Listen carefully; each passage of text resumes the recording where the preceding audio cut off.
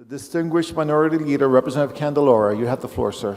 Thank you, Mr. Speaker. It's good to see you up there. It's nice to see you. Thank you. Mr. Speaker, I don't view this bill certainly as a partisan bill. And when we took up the amendment on early voting, I was one of the many people in this chamber to support it, taking a bit of a leap of faith that we would have a statutory construction that could be workable for our communities. And I certainly struggled with this vote. You know, I live in a district that voted down early voting.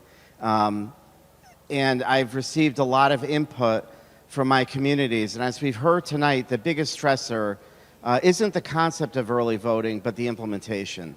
How are our communities going to be able to implement this program? I was hopeful that we would start out maybe a little bit slower. There's a lot of unanswered questions. But knowing even just the way our workforce is, in my business, I have difficulty hiring somebody to pour soda, let alone collect ballots.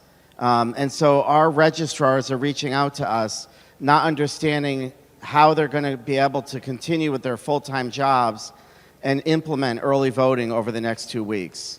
And I think that's a real fear and a real concern that we as a legislature should be taking into consideration, because there is a practical side to the laws that we put into place. So on paper, this language doesn't look so bad. 14 days could be reasonable in our communities. You know, having it 10 to 6 doesn't seem so bad.